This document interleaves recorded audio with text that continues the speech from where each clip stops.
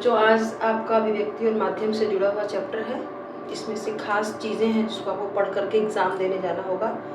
क्या क्या चीज़ें आपको नहीं पढ़ना था वो चैप्टर में बहुत सारा किताब में दिया है, लेकिन जो आपके बोर्ड एग्ज़ाम के लिए कंपलसरी है वो यहाँ मैंने ऑन द बोर्ड लिखा। चाहे तो इसको स्क्रीनशॉट ले सकते हैं, फ़ोटो खींच सकते हैं।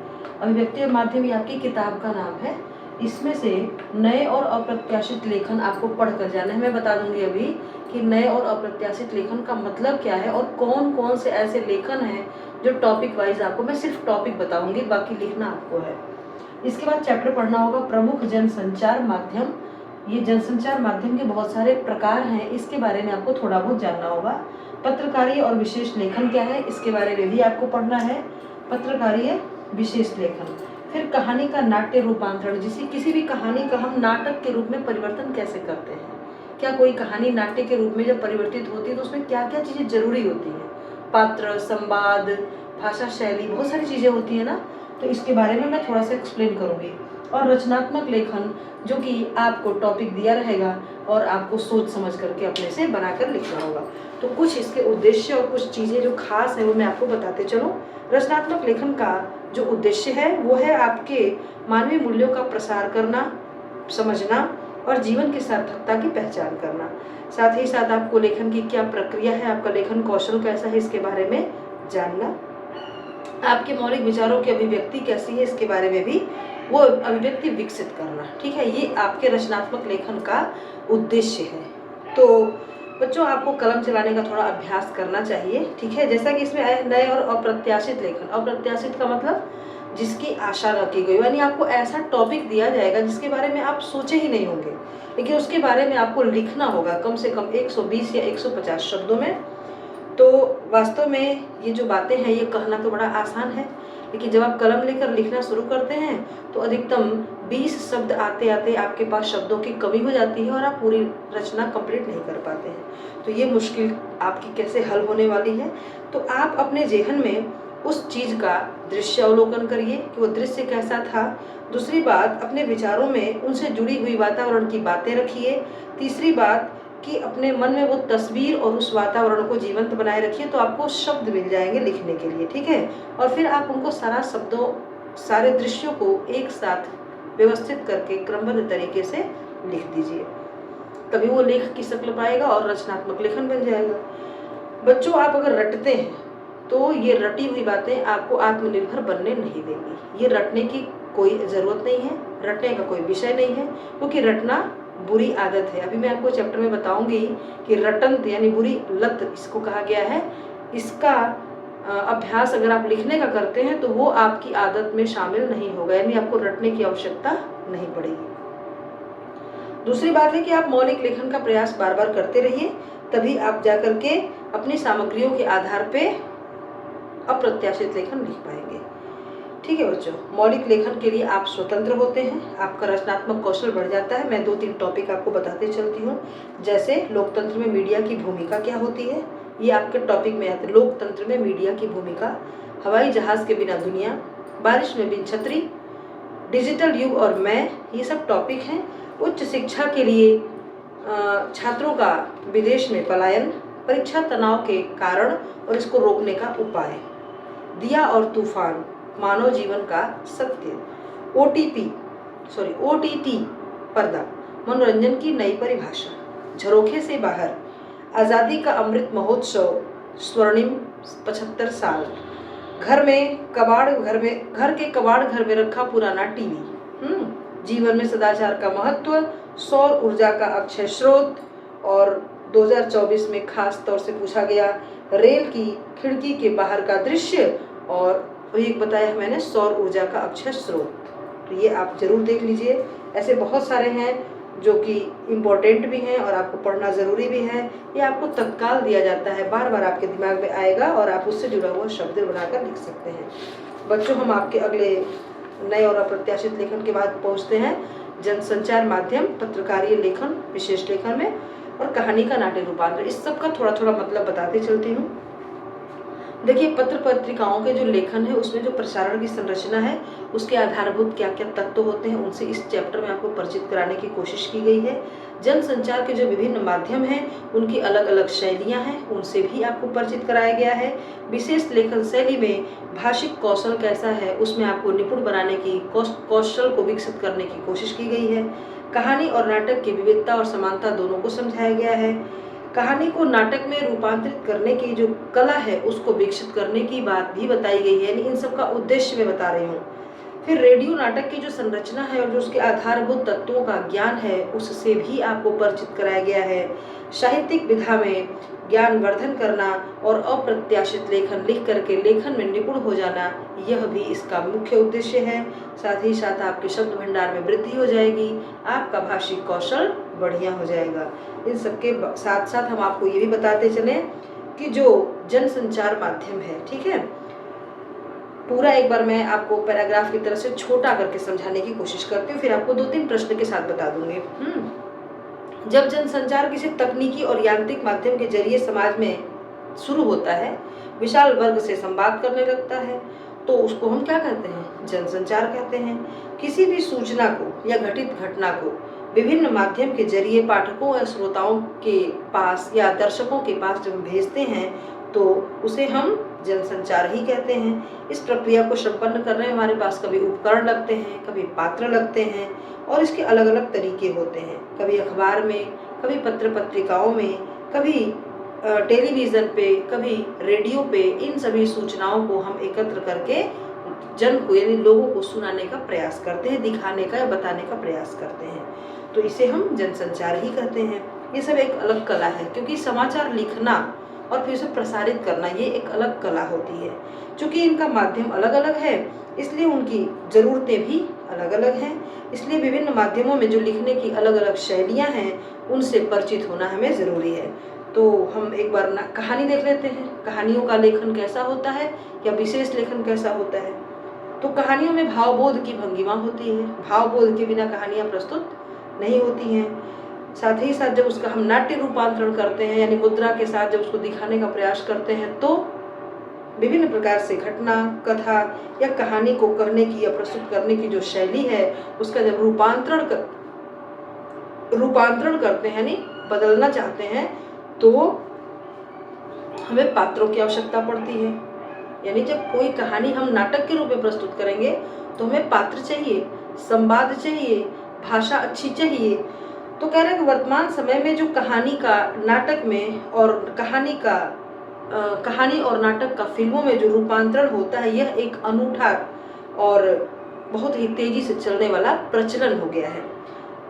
लोगों को ये बात पता होनी चाहिए कि एक विधा से यानी एक रचना से दूसरी रचना में जो परिवर्तन होता है उसमें भाषा, काल और दृश्य, संवाद, इन सब चीज़ों का कितनी ज़रूरत होती है। ये सब बदल जाते हैं, यानी संवाद भी बदल जाता है। कहानी का नाट्य रूपांतरण करने के लिए कहानी और नाटक की समानताएं देखनी पड़ती हैं, असमानताएं देखनी पड़ती हैं, विशेषताएं देखनी पड़ती हैं, उनके विविधताओं को समझना पड़ता है। ये आवश्यक है, तभी हम कहानी के नाट्य रूपांतरण का सामंजस्य बिठाकर उसको नाटक के रूप में प्रस्तुत कर पाते हैं। बच्चों, जैसा कि हमने अप्रत्याशित लेखन भी बताया था, तो अप्रत्याशित लेखन में ऐसी रचना मिले जिस पर आशा ही न की गई हो कि ये भी पूछा जा सकता है या इस पर भी लिखने को कहा जा सकता है। तो लेखन कार्य करना यानी कि अप्रत्याशित विषय पर, कोई भी ऐसा विषय जिस पर आपको पता न हो और उस पर आपको लेखन कार्य मिल जाए तो उसे हम अप्रत्याशित लेखन कहते हैं। इसमें अपने लेखन के लिए समय क्या करना है? लेखन के समय अपने विचारों को, अपने भावों को, अपने अनुभवों को साझा करना है। बड़े ही सुंदर और सुदृढ़ तरीके से हम उसको अभिव्यक्त कर देते हैं। ये पूरा आपका अप्रत्याशित लेखन का मैंने पूरा डिफिनेशन बता दिया। अब कुछ प्रश्न जैसे पत्रकारिता से जुड़ा हुआ, मैं केवल प्रश्न पढ़ूंगी, आप इनके आंसर खोजिएगा और आंसर पढ़ करके जाइएगा। आप 100% श्योर रहिए कि आपको इससे बाहर बोर्ड एग्जाम में नहीं आने वाला है। लेकिन हाँ, जितने प्रश्न पढ़ूंगी उसे आपको पढ़ना ज़रूर होगा, ठीक है। तो पहला मैं स्टार्ट करती हूँ प्रश्न, कहानी और नाटक में किन बिंदुओं पर समानता हो सकती है? कहानी और नाटक जो बताया मैंने अभी ना, कहानी का नाटक में कैसे परिवर्तन होता है, तो कहानी और नाटक किन बिंदुओं पर समान होते हैं? कहानी और नाटक में क्या अंतर होता है, ये दोनों प्रश्न देख लीजिएगा। अप्रत्याशित लेखन, अप्रत्याशित विषयों पर लेखन से आप क्या समझते हैं? रेडियो संचार का कैसा माध्यम है?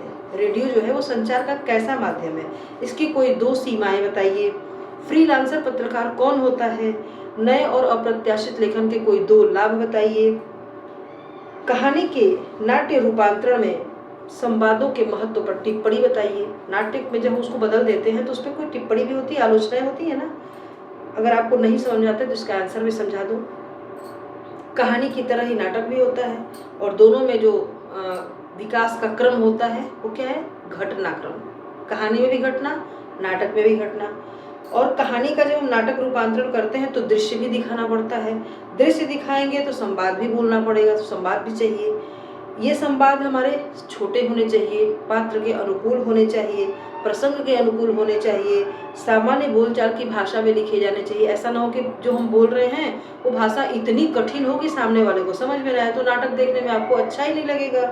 तो इसके लिए हमें मूल कहानी में जो संवाद है उसे थोड़ा छोटा छोटा करके लिखना चाहिए और आवश्यकता के अनुसार हम जब अगर चाहें तो नए संवादों की रचना भी कर सकते हैं, नए संवाद गढ़ के बोल सकते हैं। जैसे अगर आप स्टेज पर आए हैं, स्टेज पर आपको यथास्थिति किस तरह से अपनी बात को प्रस्तुत करना है, किस अंदाज में बोलना है, कौन सी शैली में उसे प्रस्तुत करना है, ये आप चाहें तो अपने तरीके से भी प्रस्तुत कर सकते हैं। यानी गुस्से वाली जगह पे गुस्सा और हंसी वाली जगह पे हंसी। ऐसा ना हो कि आप दोनों का तालमेल एक जैसा बैठा दें तो आपका नाटक देखने लायक नहीं रहेगा। आते हैं अगले प्रश्न की तरफ। सारे प्रश्न आप जरूर पढ़ जाइएगा क्योंकि जितने प्रश्न बता रही हूँ वो सब मैंने खोज करके इम्पोर्टेंट क्वेश्चंस निकाले हैं आपके बोर्ड एग्जाम्स के लिए, और इनको मैं बता रही हूँ जो कि ये आने वाले क्वेश्चन है या फिर पूछे गए क्वेश्चन है। तो नए और अप्रत्याशित विषयों पर लेखन के संदर्भ में मैं शैली आपने पढ़ा था ना, क्लास 10th में भी बताया गया होगा। जयशंकर प्रसाद की जो रचना है आत्मकथ्य, फिर 12th में आपने पढ़ा आत्म परिचय, हरिवंश राय बच्चन जी द्वारा रचित, उसमें कौन सी शैली है? मैं शैली। तो कह रहा है कि नए और अप्रत्याशित विषयों पर जो लेखन है इसके संदर्भ में मैं शैली के प्रयोग के बारे में क्या मान्यता है? मोस्ट इम्पोर्टेंट क्वेश्चन है। अगला मैं बता रही हूँ आपको कि नए और अप्रत्याशित विषयों पर जो लेखन है इसके संदर्भ में आपको एक पंक्ति दी गई है, इसका अर्थ स्पष्ट करना है। पंक्ति है कि इस तरह का लेखन खुले मैदान की तरह होता है जिसमें बेलाग मतलब बेलाग दौड़ने, कूदने और कुलाचे भरने की छूट होती है। लेखन कहने का क्या मतलब है इसमें कि जो हम नए और अप्रत्याशित लेखन लिखते हैं, मतलब किसी भी विषय पर टॉपिक मिल जाए और हम लिखना अगर शुरू करते हैं तो उसमें हमें अपने मर्जी से कहीं भी दौड़ना चाहे तो दौड़ सकते हैं, मतलब कुछ भी लिख सकते हैं। कहीं से किसी क्रम को जोड़ सकते हैं, कहीं से किसी बात को उठा सकते हैं, यानी भाव विचारों के साथ अपने कौशल को हम दिखा सकते हैं। तो जो छूट होती है इसको आपको कह रहा है कि इसे स्पष्ट करके बताइए। अगला क्वेश्चन आपका है टीवी की तुलना में रेडियो माध्यम की कोई दो सीमाएं बताइए। अगला क्वेश्चन है कहानीकार के द्वारा कहानी के प्रसंगों या पात्रों के मानसिक द्वंद्वों के विवरण को दृश्यों की नाटकीय प्रस्तुति में काफी समस्या आती है। तो इस कथन के संदर्भ में नाट्य रूपांतरण की किन्हीं 3 चुनौतियों का वर्णन कीजिए। आप अगर चाहें तो मैं आपको बताते चलूँ इसका आंसर भी कि नाट्य रूपांतरण की कौन कौन सी चुनौतियाँ होती हैं। जब कहानी से नाटक बनता है तो चुनौती किस प्रकार की? पहली चुनौती पात्रों के मनोभावों की चुनौती। दूसरी मानसिक द्वंद्व तो दिखाई दे रहा है, उसको दृश्य में कैसे दिखाएंगे? मानसिक भीतर जो हमारी बातें चल रही हैं उसको दृश्य में, आप टीवी वगैरह देखते होंगे तो उसमें दिखाता होगा, या मूवी में कि जो मुख्य पात्र होता है उस पात्र के सोच की बातों को भी एक तरफ दिखाया जाता है, फिर बाद में उसको पीछे से सीन क्रिएट कर दिया जाता है। तो मानसिक द्वंद्व के दृश्य को भी बताना है। ये क्या है? चुनौतियां हैं।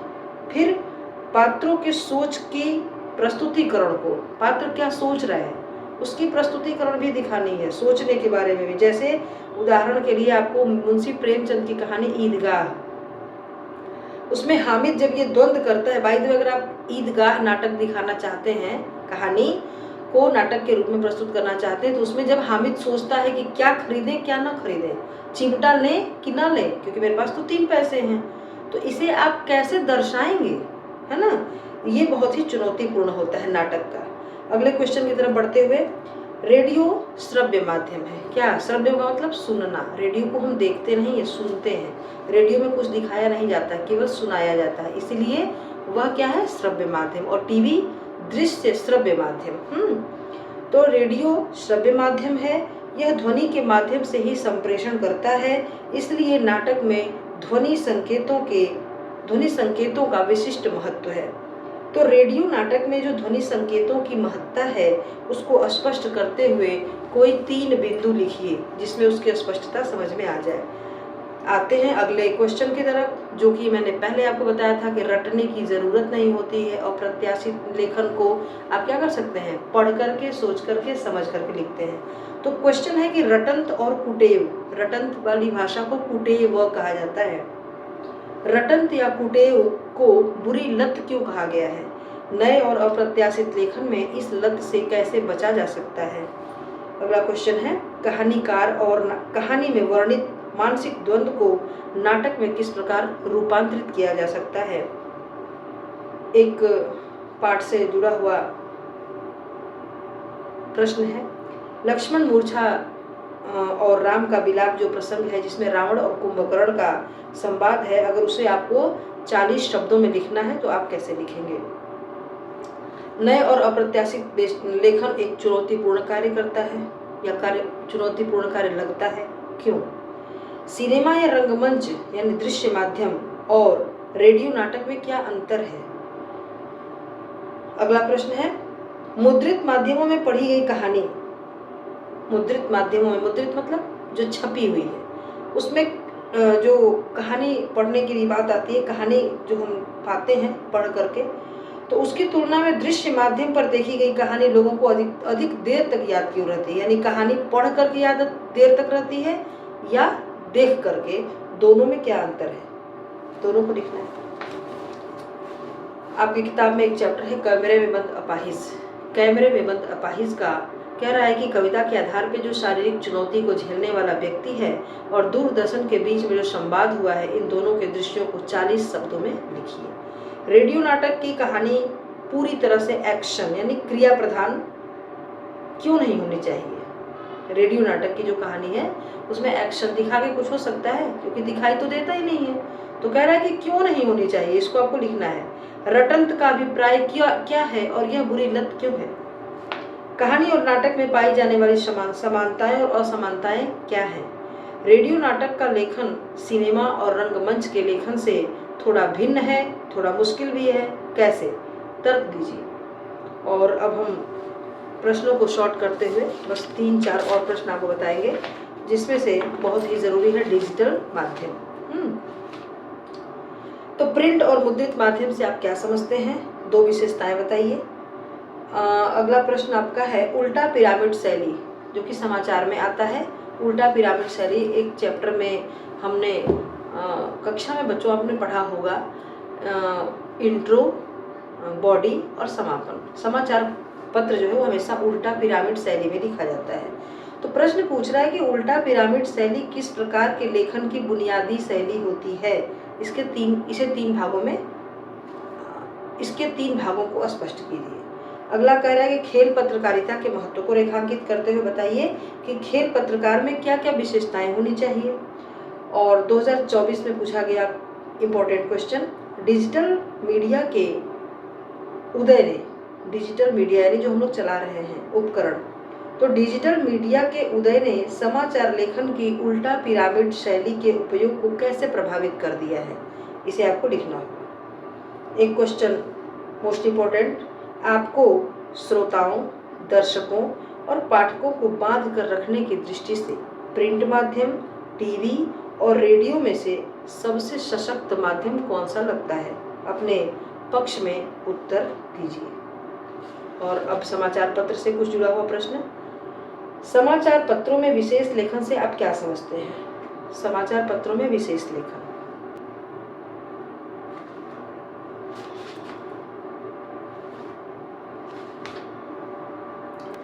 समाचार पत्रों में ही आपने पढ़ा होगा बीट रिपोर्टिंग और विशेषीकृत रिपोर्टिंग, इसके अंतर को बताना है। फीचर लेखन क्या है? फीचर लेखन के बारे में आप अवगत कराने के लिए एक बार पूरा पढ़ लीजिएगा। मीडिया की भाषा में बीट किसे कहते हैं?